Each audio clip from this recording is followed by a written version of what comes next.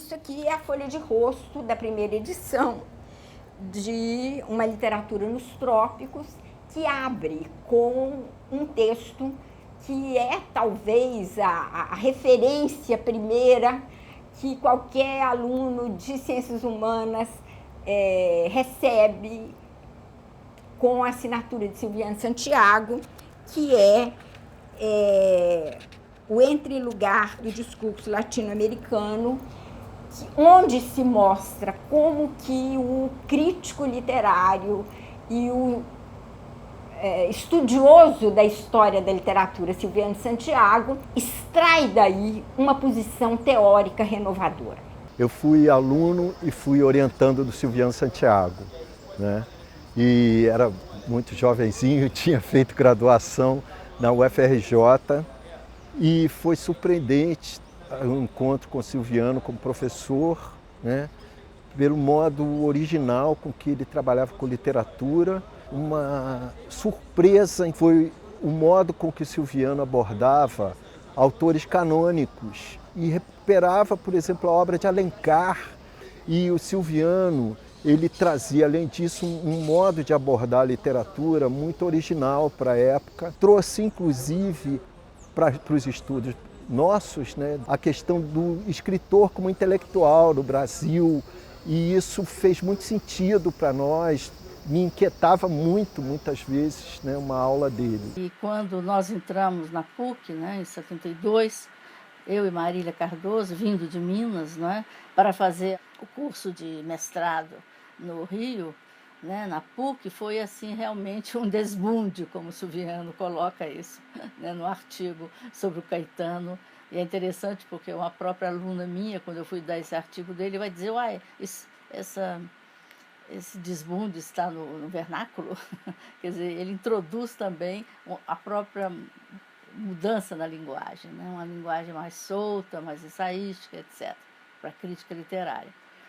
E, com isso, né, ele traz todo um pensamento que eu acho que para nós foi muito importante, que é um pensamento Dada, um pensamento do dadaísmo, né, que ele vai justamente repetir em várias situações, que é justamente você ser contra, mas você ser o tempo todo adepto da contradição, né, e do paradoxo. O que realmente ficou é essa discussão, né, que não passa pelo binarismo, que não passa pelas oposições, mas sim tem toda uma relação com a contradição e o paradoxo. Silviano tem um pensamento muito rico e jamais circular. O pensamento dele é um pensamento que sempre se projeta para frente. E ele instiga, estimula o aluno a ir adiante. Ele é um mestre de articulações, muitas delas absolutamente inusitadas, sempre pertinentes. O Silviano, eu me lembro, ele trazia não só a aula, era muito interessante, muito viva. Silviano gostava de fazer aquilo, né? A gente via que ele gostava. E ele trazia para a gente muita novidade, muita coisa, ideia nova, novos objetos de estudo ainda bem fresquinhos.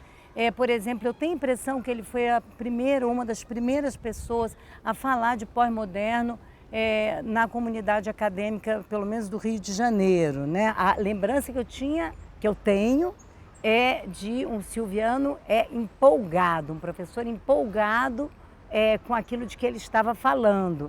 Então, a gente, né, eu particularmente, né, me deixava muito arrastar nisso.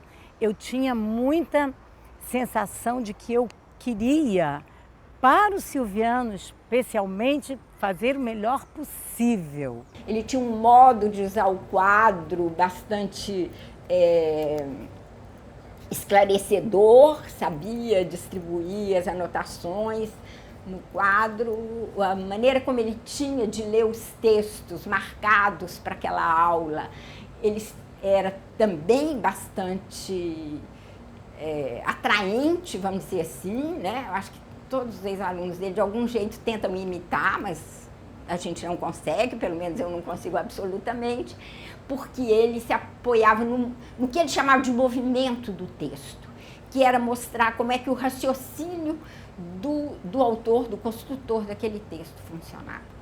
essa atitude dele diante da literatura comparada, a contribuição inestimável dele para a literatura comparada no Brasil e no exterior, na ocasião, é importante dizer, aqui na PUC, não havia uma cadeira de literatura comparada, não havia em letras um doutorado ainda. Eu trabalhei com literatura comparada porque ele acolheu a minha pesquisa. Tanto assim que depois, quando eu passei para o doutorado, eu persisti, perguntei de novo se ele me orientaria, e aí eu fixei no meu grande centro de interesse temático, que é a questão do negro no Brasil. Aí me veio o quê? Qual é o ponto em que Brasil e Estados Unidos, historicamente, se encontram? A questão afrodescendente, a questão da escravidão negra. Eu entrei em 77, o Literatura nos Trópicos saiu em 78. Não é que tenha sido assim uma influência na minha escolha, mas hoje, eu vendo em retrospectiva, eu vejo como o Silviano já estava abrindo naquele tempo, com Literatura nos Trópicos, caminhos que seriam os caminhos nos quais depois eu ia me instalar, eu e muita gente, né? A atuação dele foi fundamental para isso. Eu trabalhei no mestrado com samba malandro, fiz um trabalho que virou livro chamado Acertei no Milhar, Samba e Malandragem nos Tempos de Getúlio. No Literatura nos Trópicos, você já tem 2 trabalhos, pelo menos que eu me lembre, 2 artigos, ensaios do Silviano sobre canção popular, que são o Caetano Veloso, enquanto superastro, e o Bom Conselho. Sobre canção popular e também mais sobre o cantor popular, sobre a figura, né, do cancionista popular. Então, isso ainda era uma coisa relativamente nova, um objeto relativamente novo de ser tratado dentro do quadro acadêmico. O Silviano vai fazer essa aproximação entre a crítica literária e a crítica cultural. Eu comecei a estudar Nelson Rodrigues num momento em que era muito discutível, pouquíssimos trabalhos acadêmicos havia, né, sobre a obra do Nelson, até por causa das posições do Nelson em relação à ditadura militar. Pouca gente se arriscava a ter uma posição crítica em relação à ditadura, uma posição de esquerda na época, né, e, ao mesmo tempo, garimpar na obra do Nelson, valorizar o que tinha, a contribuição do Nelson, até como pensador da cultura no Brasil, né, também, além de dramaturgo, né? Então, o Silviano, ele era uma pessoa capaz de comprar essa briga, de te ajudar a fazer essa travessia perigosa, né, que foi o que aconteceu comigo. Como orientador, ele era ótimo. Quando eu estava fazendo Acertei no Milhar, que foi uma dissertação muito difícil de fazer, porque ninguém trabalhava com um tema de música popular naquela época, eu não tinha bibliografia. Então foi muito sofrido e o Silviano puxou, foi legal. Eu me lembro dele sublinhar uma frase, um texto que eu entreguei para ele, e dizer assim, interessante, transforma em capítulo. Uma frase. Quando eu fui fazer a pós-graduação em 1975, lá na PUC, nós estudamos todos esses textos que estão hoje em uma literatura nos trópicos como apostilas, porque o livro ainda não existia. Existiam os textos, o Entre Lugar mesmo, né, que foi escrito fora do Brasil, nos Estados Unidos, apresentado inicialmente no Canadá, mas nós conhecemos esses textos todos mimeografados. Só em 1978 é que sai o livro publicado. Uma Literatura nos Trópicos foi inicialmente publicado pela editora Perspectiva na prestigiosa coleção Debates, que à época reunia o que de mais importante acontecia no Brasil e no exterior, na área de crítica e teoria literária, de sociologia, filosofia, enfim. Essa publicação vem ao encontro de uma modificação que estava começando a ocorrer no ensino universitário, principalmente a partir das teorias estruturalistas e pós-estruturalistas. O subtítulo do ensaio sobre dependência cultural já diz da novidade que o livro traz. Era comum que disséssemos a respeito de alguma coisa que pudesse ser nossa, a cultura do Brasil, por exemplo, a arte do Brasil, por exemplo, que não tivéssemos essa certeza de um artigo definido, né? A literatura, e usávamos essa forma indefinida, imprecisa, insegura de uma literatura. E essa forma imprecisa, ela se une também à incerteza que tínhamos no nosso poder de ter uma literatura do Brasil. Então, precisávamos no Brasil. Então, uma literatura nos trópicos marca essa tensão, de um lado, de um medo do que somos, de outro lado, uma cautela do que podemos, e por outro lado, ou sob esse lado, uma insinuação de que ainda poderemos. O Silviano estava no Canadá, parece, quando ele escreveu o seu conceito maior, que é o entrelugar. Esse entrelugar é interessante porque, por uma pessoa que está fora do país, a visão desse entrelugar ela foi privilegiada. Quer dizer, o Silviano elaborou isso fora do país, numa condição de deslocamento. Então, eu acho que como é que se diz? A magnitude, está demais. A grandeza desse conceito, a exatidão, a lucidez desse conceito, vem muito também da percepção do Silviano do lugar onde ele estava, do deslocamento, o que é um deslocamento e o que é um entrelugar. Então, isso tornou-se uma chave para todos nós teóricos, e esse é um conceito que todo mundo sabe que é o conceito que ficou na literatura e orientou milhares de pensadores, milhares de teses e etc. O livro é uma invenção de um homem inteligente, extremamente elegante e culto.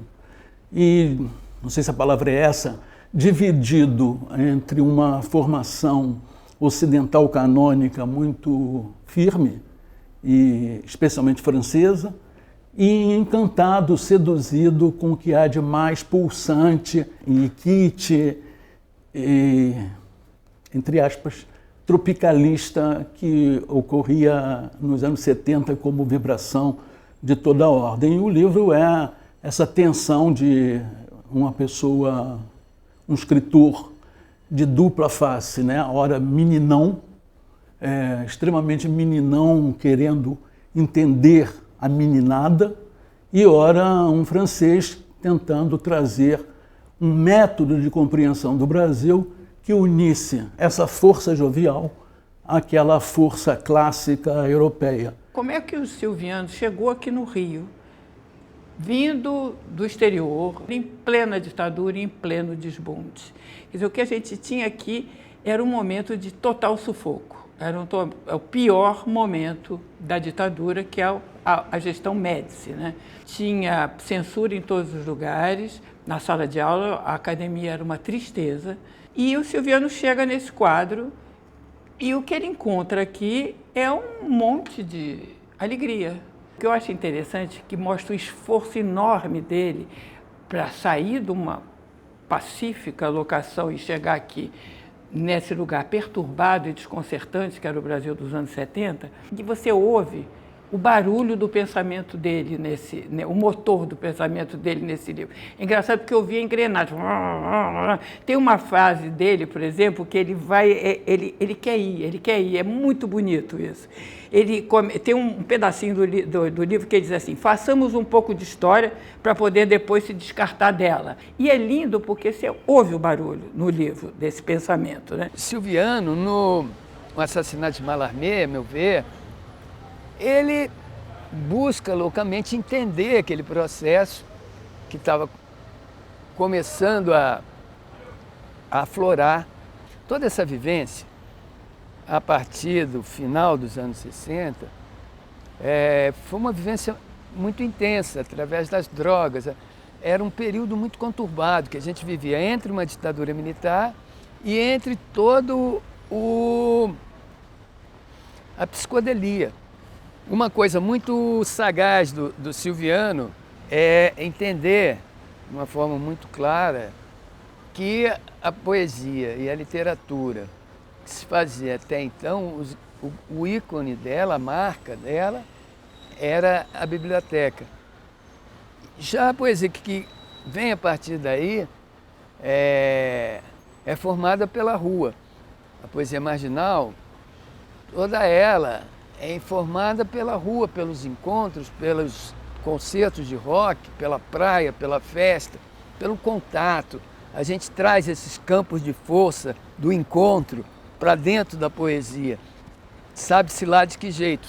Porque Silviano era muito aberto, né, como a gente vê, então, numa literatura nos trópicos, né, para acolher manifestações muito, também ao lado desses estudos dos tradicionais escritores brasileiros, o Silviano falando assim, o que estava surgindo na época, né, o Ramirão, por exemplo, né, Gramiro de Matos, né, que eu tinha conhecido na UFRJ, uma figura assim exótica, interessante, aquelas figuras todas que apareceram, né, na geração mimeógrafo.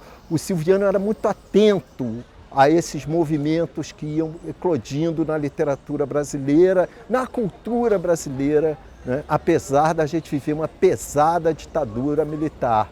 Aí ele chega de cá, a primeira coisa que, pelo menos na sequência do livro, que aparece é o Caetano. E o Caetano, ele vê aquilo e coloca em pauta um tema que ainda não saiu da agenda, que é o tema do corpo, né? Ele diz assim, o Caetano saiu do palco da praça para o palco do corpo. E esse corpo é tão importante quanto a voz. A roupa é tão importante quanto a letra. Movimento tão importante quanto a música. Então ele percebe, daquele momento em diante, essa cultura vai ser performática e o corpo vai falar. Hoje a gente vê isso nos novos feminismos, assim, numa potencialização absurda. O outro aspecto, ainda dentro de literatura nos trópicos, a gente tem aquele ensaio muito famoso, Entre Lugar do Discurso Latino-Americano. E nesse ensaio, o Silviano já está colocando a questão da descolonização do olhar crítico, né? Junto, em paralelo, né, amarrada com a questão da latino-americanidade. Como é que a própria noção consciência, né, o sentir-se latino-americano, é um elemento do processo de descolonização, né, de superação de uma dependência cultural em relação aos centros, né, os centros hegemônicos de produção de pensamento crítico. Silviano, pensador da América Latina. Não só da América Latina, mas do confronto de culturas e civilizações em estado preferencialmente de desequilíbrio em termos de poder.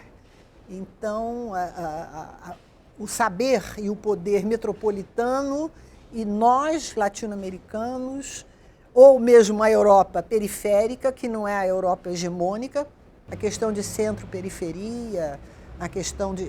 as hierarquias são abolidas e deixando, portanto, de haver...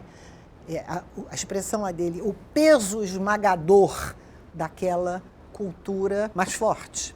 Foi nesse período também que nós começamos a trabalhar com ler Derrida, trabalhar as questões do descentramento, da desconstrução, que é digamos assim, o projeto cultural de Silviano, né, que ele vem ao longo desses anos desenvolvendo tanto do ponto de vista da ficção, das obras de ficção, como dos textos que ele tem publicado ao longo dos anos.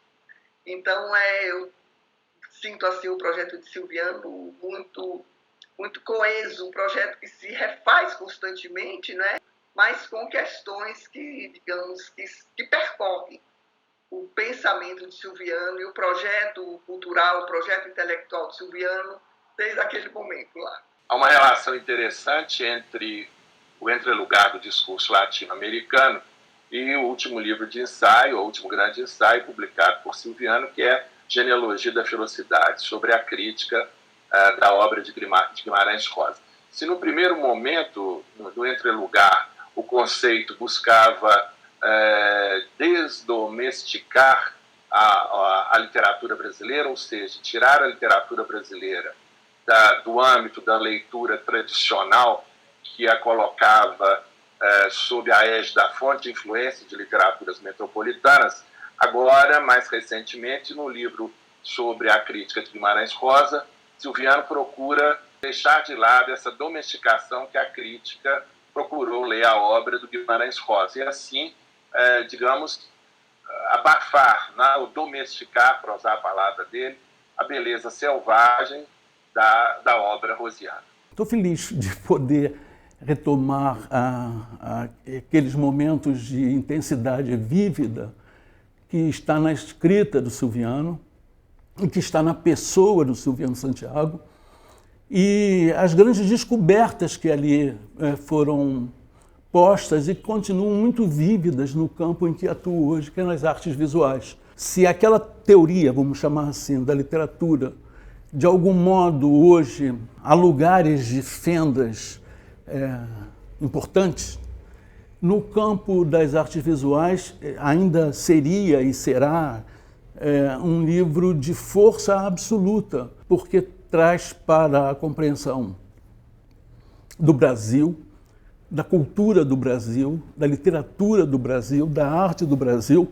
uma visão muito antropológica, e que é o que no âmbito das artes visuais tem sido a seta para a qual a história da arte vem se dirigindo com fervor. O Silviano propõe uma subversão da noção, né, de literatura na América Latina, não a partir de um confronto com a matriz europeia, não na busca de uma oposição entre matriz e cópia. Essa literatura nos trópicos, que na verdade eu acho que depois continua por tantas outras obras do Silviano e repercute até hoje, e que representa a introdução de um novo olhar crítico que tem o rigor do cânone e ao mesmo tempo tem uma força destruidora, um impulso brutal, violento da inovação, da iluminação de novas formas e da proposta de nos ler a partir desse jogo com o outro, com os outros que habitam em nós mesmos. Ele tem um entusiasmo e um empenho por tudo que ele faz, desde um romance que ele vai escrever até uma reuniãozinha burocrática que ele tenha que fazer. Uma pessoa que se coloca inteiro e entusiasmado, como se fosse sempre a primeira vez.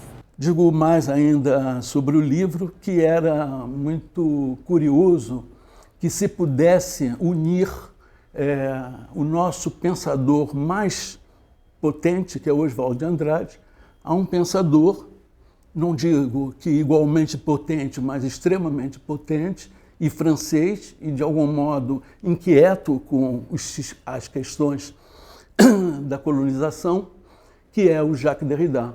Então, uma literatura nos trópicos é uma suspensão de um olhar um pouco francês e uma paixão absoluta pelo que de nós se criou de mais potente e vigoroso, que é o nosso Oswald. Como Oswald não morre, não morrerá nada que vem da semente Oswald. Gostaria de ressaltar também na imagem, no perfil do Silviano Santiago, é justamente o caráter político que ele vai dar à sua crítica. Ele vai justamente contribuir de uma forma inegável que a crítica literária, como a crítica cultural, ela só existe em função de uma posição política, de uma posição desconsultora, de uma posição que justamente abalaria, né, toda essa nossa esse nosso sentimento, né, de que a gente é pior do que os outros e de que a gente seria representante de um país atrasado, de um país que nunca chega, né, a uma modernidade ditada pelos outros países. O Silviano chega e vê o desbunde. Aí ele diz uma coisa muito interessante e ele vai, obviamente, ao ponto. Ele diz assim: desbunde não é uma regra de comportamento. Eu achava que era. É antes um espetáculo que une uma atitude existencial da arte com uma atitude artística da vida. Bom, essa coisa de vida e arte é a questão teórica dos anos 70. E aí eu acho genial que o Silviano, vindo lá de fora, do frio do Canadá, chega aqui, pum, bota o dedo no entrelugar entre a vida e a arte. Então eu acho que eu vou acabar, porque o Silviano é o máximo. Quando você terminava o trabalho, ele vestia a camisa do teu time geral. Quando eu terminei o Acertei no Milhar, terminei, defendi, ele, dias depois disso, tem um encontro para você marcado com o Fernando Gasparian, na Paz e Terra, porque vão editar o teu livro. Assim, me deu... Eu nunca tinha publicado nenhum artigo no jornalzinho da universidade. Foi muito bem tratado, o livro e tal, e teve uma boa fortuna crítica, coisa e tal. E foi assim, ele tá aqui, abriu o caminho, né? Obrigada, Silviano. Eu vou contar um episódio que é terrível, mas eu não resisto à tentação que se o Silviano ouvir isso, talvez ele ache muito engraçado. Um dia eu vim aqui à PUC, né? Eu tinha feito miséria durante a elaboração da minha dissertação. Eu encontrei uma mulher, tive um filho, eu participava das primeiras greves de professores do ensino público no Rio, e o Silviano ficava: Vitor Hugo, a sua dissertação, e de vez em quando me dava um arroz: o que você já escreveu, o que você está lendo? Aí um dos dias eu trouxe os escritos aqui na PUC, aí o Silviano virou, me deu uma bronca terrível, ele ficava nervoso, irritado de verdade. Eu sei que eu fui no catálogo da Biblioteca Geral, aí encontrei Dostoiévski, Humilhados e Ofendidos. É um tijolo deste tamanho. Eu fui para casa, morava em Santa Teresa, tinha uma espécie de varandinha, com uma rede até, um lugar bem bucólico, uma samambaia. E aí a minha ex-mulher passava lá e dizia: Silviano, te deu uma bronca, você está metendo a cara mesmo. Eu, tô, valeu. E eu tive que acabar de ler o Humilhados e Ofendidos inteiro para voltar a escrever minha dissertação. E graças a isso, também eu fui descobrir imensas relações que não foram objeto do meu trabalho, da minha dissertação, que depois foram render muito no meu doutorado, das relações de Nelson Rodrigues com Dostoiévski, né? Que passou a ser um escritor de grande interesse para mim.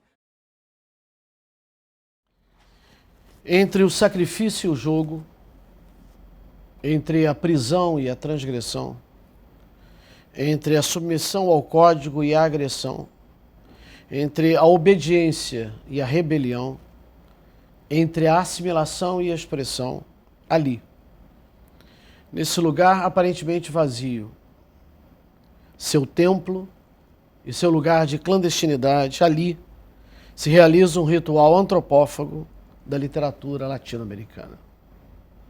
Março de 1971, final do primeiro capítulo de Uma Literatura nos Trópicos, de Silviano Santiago.